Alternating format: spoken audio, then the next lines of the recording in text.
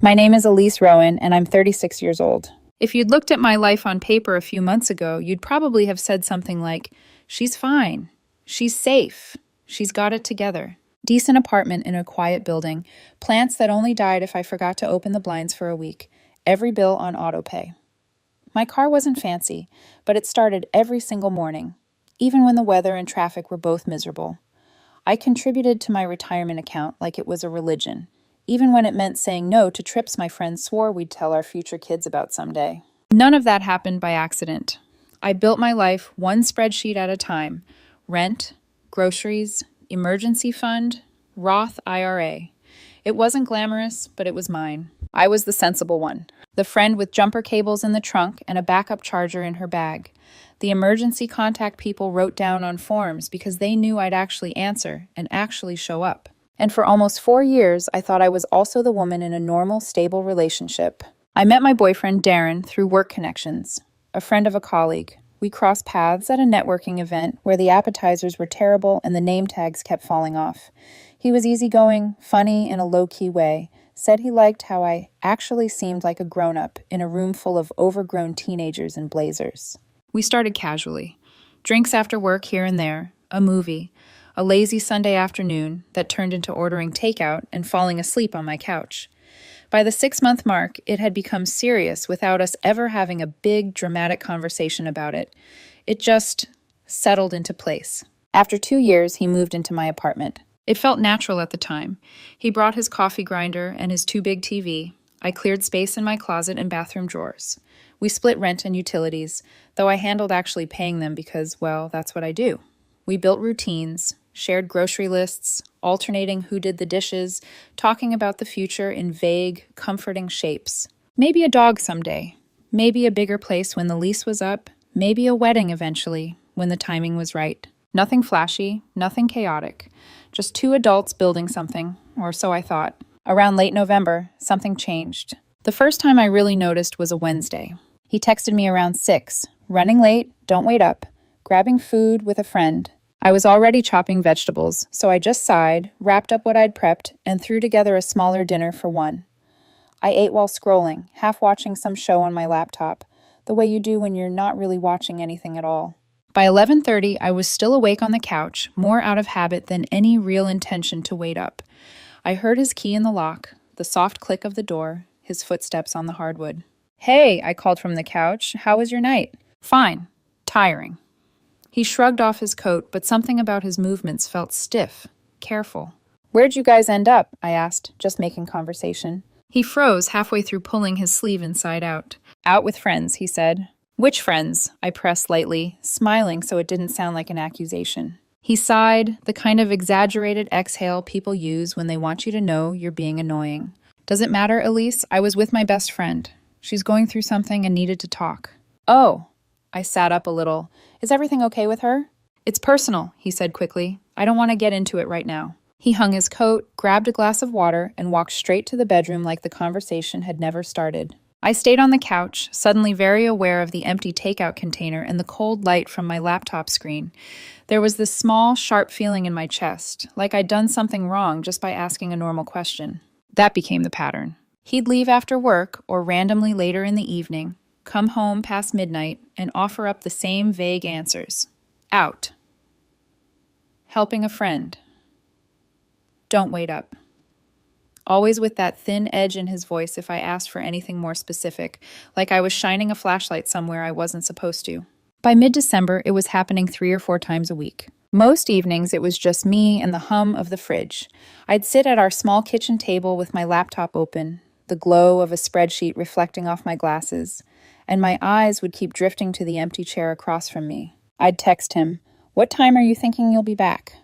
Sometimes he'd respond, "Late. Don't wait up." Sometimes there'd be nothing at all until the front door opened at 1 or 2 in the morning. And here's the thing, I'm not a jealous person. I've never been that woman who grabs phones out of hands or calls every 5 minutes demanding updates. I don't have the time or the emotional energy to be a full-time detective in my own relationship. But when your boyfriend is essentially living somewhere else half the week and refuses to tell you where or why, you start to notice. One Friday night in early January, I decided I couldn't keep pretending this was normal. He was standing by the door, lacing his shoes with quick, irritated movements, already half turned away like he was trying to leave the conversation before it started. "Where are you headed?" I asked, keeping my voice light. "Out," he said. I smiled tightly. "Yeah, I figured that part. Out where?" "Why do you need to know?" He straightened, eyes narrowing. "Because you're gone almost every night now, and I barely see you anymore," I said, feeling my heart rate pick up even though I was doing everything I could to sound calm. "I'm just trying to understand what's going on." He stopped, hands on his hips, like I'd just accused him of something unforgivable. "I'm allowed to have a life outside this relationship, Elise." "I know that," I said quickly. "I'm not saying you can't. I'm just saying it would be nice to know where you are sometimes. We live together. It's not unreasonable." "You're being controlling." The word hit me like a slap. "I'm asking a question," I said quietly. "I'm not ordering you to stay home." "You're interrogating me. There's a difference." "How is asking where you're going interrogating you?" My voice cracked, just a little. "You won't tell me anything. You keep saying a friend, like it's classified information. If you just told me what you were doing, I wouldn't have to ask." He grabbed his bag with a sharp, impatient movement. "I told you, I'm going to my friend's place. She's going through a lot and needs support. I'll be back tomorrow." "Tomorrow?" I repeated. "You're staying out all night?" "Yes," he lifted his chin. "Is that a problem?" "It's just—" I swallowed. The room felt suddenly too small. "You've been staying out a lot lately, almost every night, and you won't tell me what's actually going on." "I told you," he snapped. "My friend needs me." "What friend?" I asked, the words coming out before I could soften them. "You keep saying my friend, but you won't even tell me who it is." "It's private." "We're in a relationship," I said. "We live together. There shouldn't be this many secrets." He opened the door halfway, then turned back to look at me, eyes cold. "I need space," he said. "You're being too much right now." And then he left. The door closed with a dull final sound. I stood there in the quiet, my heart thudding in my chest, my mind trying to rearrange everything he'd just said into something that made sense. Controlling, needy, interrogating. Those weren't words anyone had used about me before. I was the sensible one, the reliable one, the woman who kept her life, and usually everyone else's, organized and running. But as I stood alone in our apartment, it hit me like a slow, sinking weight. Something wasn't right. It wasn't just the secrecy. It wasn't just the late nights. It was the way every perfectly reasonable question turned into an accusation against me. The way he'd started to make me feel like the problem for wanting basic information. I stared at the closed door for a long time, then at my own reflection in the dark window. For the first time in months, I didn't immediately rush to soothe myself with excuses on his behalf. Instead, a quiet, steady thought formed in the back of my mind. If there was nothing to hide, he wouldn't be working this hard to hide it. I didn't know what I was going to do yet, but I knew one thing for sure. I was done ignoring that feeling. 2 weeks after that Friday night argument, I was done tiptoeing around it. In those 2 weeks, nothing got better. If anything, it got worse. The late nights became later. The overnight stays became more casual, less explained. "I'm at my friend's. I'll be back tomorrow," became a text he sent without even pretending to ask if I minded. One morning, after he'd been gone all night, he came home around 10 while I was making coffee. "Morning," I said, watching him drop his keys in the little tray by the door, like everything was completely normal. "Morning," he replied, going straight for the mug cabinet. "How's your friend?" I asked. "The one you've been helping." He poured coffee, his back to me. "She's okay, still struggling, but managing." "What's going on with her exactly?" I leaned against the counter, pretending this was casual curiosity and not me trying to understand where my boyfriend actually lived half the week. "It's complicated," he said. "She's going through a bad breakup." "That's rough," I said. "But you've been there almost every night for weeks. Seems like a lot." "She needs consistent support, Elise. I can't just abandon her." "I'm not saying you should," I said. "I'm just saying it's affecting us. You're never here. We don't spend time together anymore." He set his mug down harder than necessary. "Maybe if you weren't so needy, I'd want to be here more." It landed like a punch to the stomach. Needy. I opened my mouth, then closed it again. There was a part of me that wanted to scream, "Do you hear yourself? Do you hear what you're saying?" But another part of me, the part that had spent months trying to be the reasonable one, just swallowed the hurt and listened. "You can't handle me having friends or a life outside of you," he continued. "You want to know where I am every second. It's suffocating." I stared at him, the kettle whistling softly behind me. "I'm fine with you having friends," I said. "What I'm not fine with is being completely in the dark about where you are and what you're doing most nights. That's not me being needy. That's me asking for basic communication." "I don't owe you a detailed schedule," he snapped.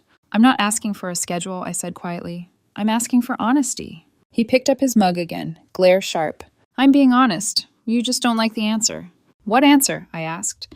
You won't tell me anything concrete, just a friend, and it's complicated. He walked past me, bumping my shoulder, just enough to make a point. Drop it, Elise, he said. You're making this into a bigger deal than it is. He disappeared into the bedroom, leaving me standing in the kitchen with the smell of coffee and burnt toast, wondering when asking where my boyfriend spent half his week had become making a big deal out of nothing. That was the morning I stopped fully believing him. I didn't say that out loud. I still smiled at work, still answered texts from friends like everything was fine. But inside, something had stepped back from him, folded its arms, and started paying very close attention. By the time that Tuesday evening rolled around, I wasn't just suspicious. I was tired. Tired of the vague answers. Tired of the late nights. Tired of feeling like the villain in my own relationship. He was by the door again, tying his shoes. His overnight bag was already leaning against the wall, like this was a planned trip, not a spontaneous emergency for some unnamed friend. Where are you going? I asked. Out, he said. To your friend's place? I kept my tone even, like we were talking about the weather. Yes. He didn't look up. I watched him for a second, the way his jaw clenched, the way his shoulders went rigid like he was bracing for impact. Can you give me the address? I asked. He froze. Why? His voice came out sharp. Because you're there constantly, I said. If something happened, I should know where you are, in case of an emergency. Nothing's going to happen. That's not the point, I said. It's just practical. What if there was a car accident? What if your phone died? What if I needed to reach you and couldn't? That's paranoid, he said, straightening up. It's not paranoid, I replied. It's reasonable. You're my boyfriend. We live together. I should know where you're spending half your time. No, he grabbed his bag. I'm not giving you the address. Why not? I asked, my heart beating hard, but my voice staying oddly calm. Because it's invasive, he said. You don't trust me. I'm trying to trust you, I said, feeling that tiny tremor of anger under my ribs. But you're making it really hard when you won't tell me basic information. I don't have to tell you everything, he shot back. This isn't everything, I said. This is where you are, most nights. There's a difference. He glared at me, eyes bright with something that looked a lot like hatred or fear or both. Stop asking where I stay at night, he said, each word clipped. Respect my space. There it was. Not just the late nights. Not just the vagueness. Not just the defensiveness. The outright refusal to let me even know where he was sleeping. I felt something in me go very, very still. Okay, I said softly. He blinked. Okay, he repeated, suspicious. I stood up from the armchair, smoothing my hands over my jeans like I was brushing off dust. Enjoy your space, I said. For a moment, he looked genuinely confused, like he couldn't tell if I was backing down or winding up. What's that supposed to mean? He asked. It means I'm done asking, I said. You clearly don't want me involved in whatever this is, so go stay wherever you want. Do whatever you want. I don't care anymore. You're being dramatic, he scoffed. I'm being realistic, I said. You want space? You've got it. He stared at me for another second, weighing whether to keep arguing. Then he grabbed his bag, opened the door, and walked out. The door shut behind him with that same dull, final sound. I stood there in the silence of my own apartment, the hum of the fridge suddenly loud, the street noise faint through the windows. For a few minutes, I just stood. I thought about every conversation where he'd turned my questions into character flaws, every time he'd called me needy, controlling, suffocating. Every night I'd sat alone at the kitchen table, pretending this was just a rough patch and not a slow exit. And then very quietly, my mind shifted gears. Fine, I thought. You don't want me to know where you're staying? I don't need you to tell me. I realized something in that moment that my therapist would put into words much later. I had spent months waiting for him to hand me honesty he was never going to give. I walked to the bedroom and looked around. His clothes in the closet, his shoes lined up by the door, his toothbrush in the bathroom, his razor by the sink. All the little markers of we live together that had started to feel less like comfort and more like clutter from a life I wasn't actually living with him anymore. If he wanted space so badly, I could give it to him. All of it. I took a deep breath, opened the closet, and pulled out the first armful of his clothes. I didn't slam drawers. I didn't throw anything. I didn't cry. I just started packing. I packed his things for almost 3 hours. Not out of fury, not out of heartbreak. Out of clarity. Clothes first. Shirts he never folded properly, jackets he always hung on the wrong hook, the hoodie he wore every night he stayed home, which, I realize now, had become rare. Shoes next. His toiletries. his beard trimmer, which shed tiny metal hairs everywhere no matter how often he promised to clean it, his books, the ones he left scattered in places he knew I'd eventually tidy. It was surprisingly easy, in the quiet of the bedroom, with only the soft thump of items being folded and zipped into bags, almost meditative. By the time I finished, I had 4 large bags and 2 boxes stacked by the door. And I wasn't angry. Just done. Done with the lies. Done with the evasiveness. Done with being told I was the problem for noticing the problem. As I taped the last box shut, I hesitated. For weeks, something about his routine had nagged at me. Not just the secrecy, but the confidence. The almost smug certainty that I wouldn't question him, that I would stay confused, apologizing, off balance. People lie differently when they believe you'll never find out. His desk sat against the wall, a simple wooden thing I bought on sale, now cluttered with envelopes, old receipts, random paperwork, and that little ceramic cup he used for loose change. I stared at it. I wasn't proud of what I did next, but I wasn't ashamed either. He'd spent months lying to my face, making me doubt my own instincts, and I had tried every possible way to get clarity without crossing a line. He chose this, not me. I pulled out the chair and began sorting through the papers. Most of it was junk. Old insurance forms, parking receipts, flyers from a gym he never actually joined. But near the bottom of a stack, tucked between 2 grocery receipts, I found something that didn't belong. A small envelope, cream-colored, feminine handwriting, a floral border. Addressed to him, but signed by her. His ex-girlfriend, Mara Sinclair. My pulse slowed, not sped up, slowed, like my body was preparing for impact. I opened the envelope carefully. Inside was a thank you card. Elegant, expensive cardstock, the kind of thing people buy when they want the message to feel important. And her handwriting? Thank you for letting me stay over so often. You've been such a support during this confusing time. I don't know what I'd do without you. Letting me stay over. Not letting us crash. Not thanks for helping my friend. Not thanks for our talks. Letting me stay over. Often. I read it twice, then a third time. There was no way to explain this away. No angle where this meant something innocent. No interpretation where Darren hadn't been lying to me, repeatedly, for months. And on the back of the envelope, neatly printed, was her address. A 25-minute drive, nice neighborhood, well-kept town homes. His friend, his secrecy, his defensiveness, his obsession with space. All of it clicked into place with sickening ease. I closed the card, slid it back into the envelope, and returned it to the exact spot I found it. Then I picked up his bags one by one and carried them to my car. The night air was cool, the streetlights soft and indifferent. I loaded the bags into the trunk, the boxes into the back seat, locked the apartment behind me, and drove. The whole way there, my mind was strangely quiet. Not spinning, not imagining confrontation. Just steady. I pulled up across from Mara's address. The townhouses looked freshly painted, lined with neat shrubs, porch lights glowing. Her car was in the driveway. His car was parked behind it. That image alone, those 2 cars parked like residents, told me more than any confession ever would.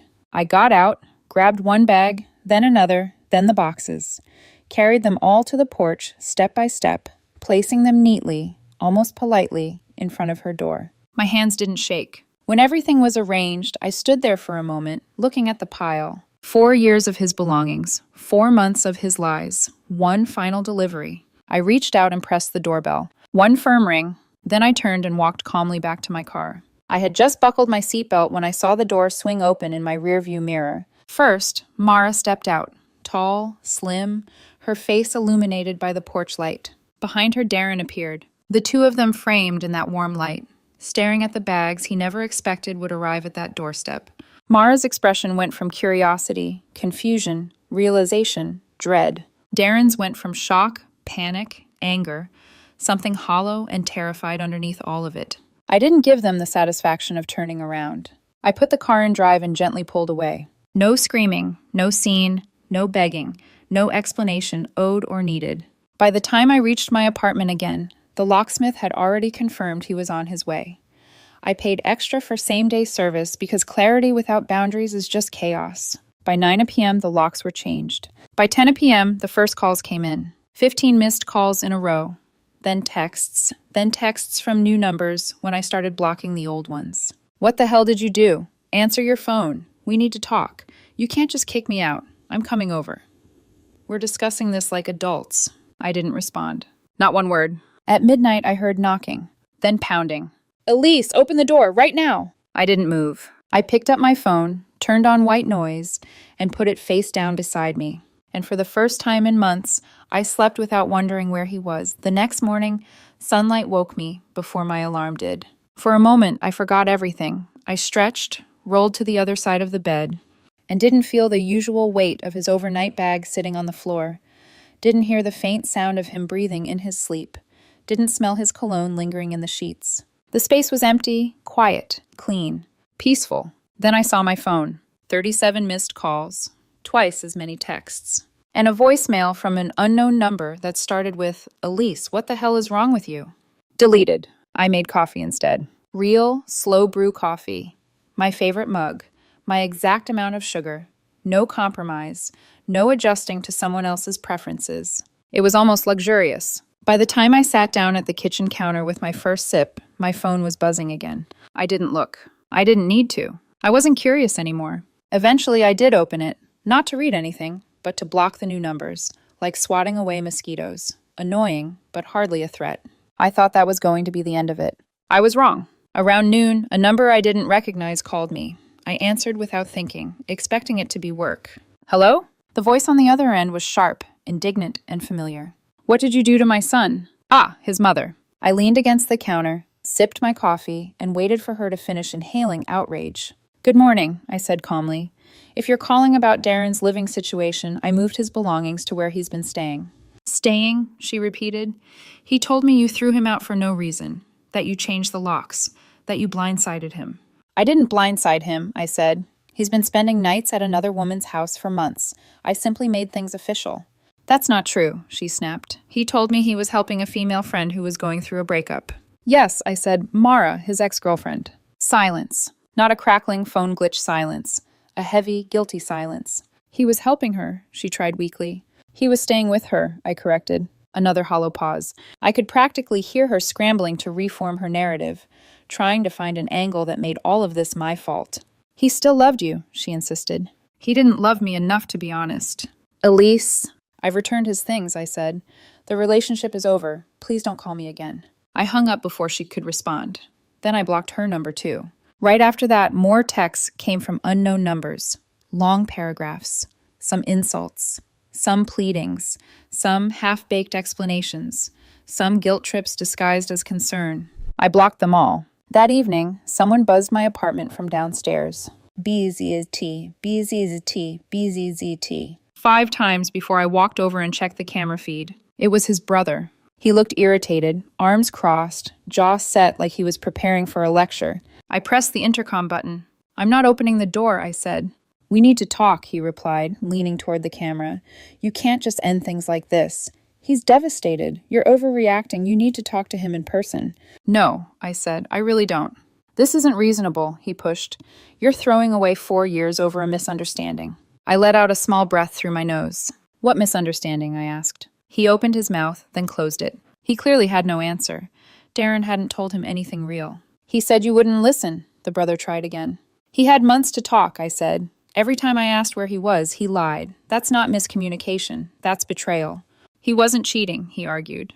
I don't care if he was or wasn't, I replied. He built a whole separate life with someone else. That's enough. He scowled at the camera. You're being heartless.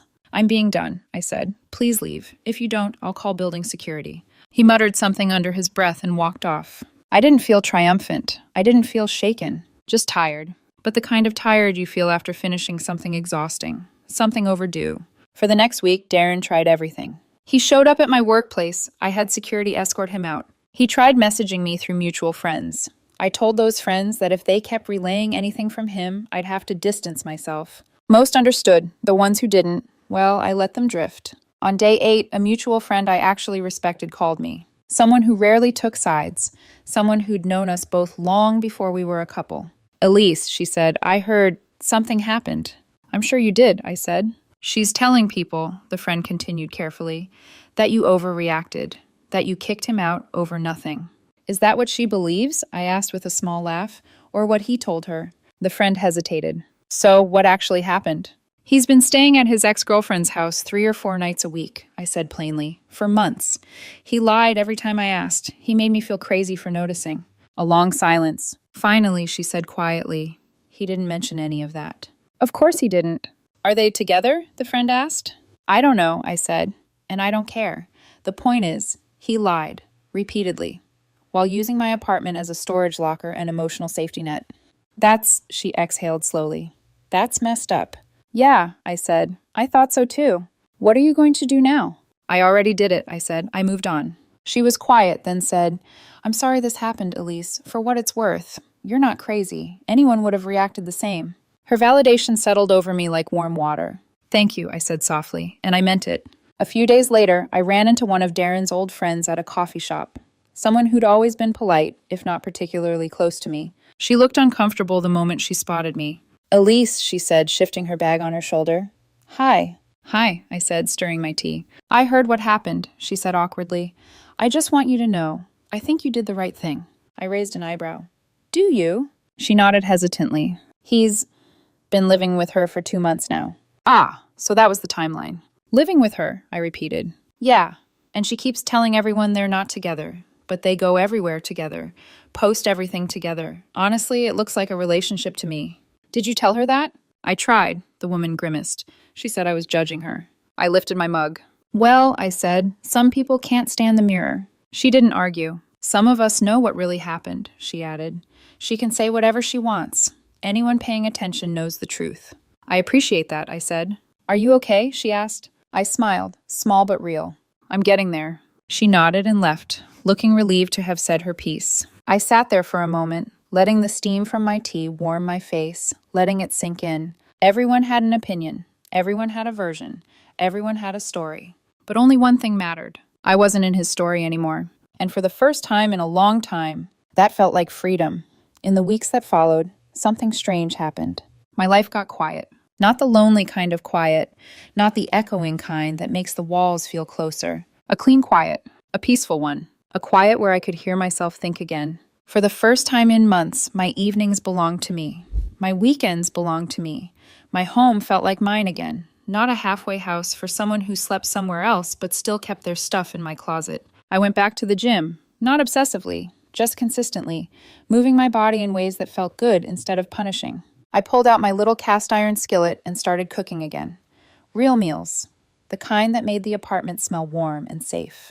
I reconnected with friends I hadn't seen much in the last year because I'd spent so much time waiting for Darren to come home, waiting for him to respond, waiting for things to go back to normal. Normal was gone, and honestly, good riddance. One weekend, on a whim, I threw a backpack into my car, drove 3 hours north into the mountains, booked a cheap cabin, and hiked until my legs burned.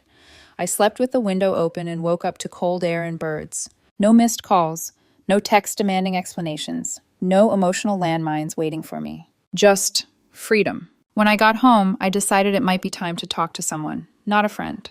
Someone trained, impartial. A therapist. I didn't go because I was falling apart. I went because I finally had space in my head to ask, why did I stay that long? Why did I accept so little information? Why did I let someone twist my instincts into flaws? My therapist listened, nodded, and then said something that stopped me cold. You weren't crazy. You were being told you were crazy. And there's a difference.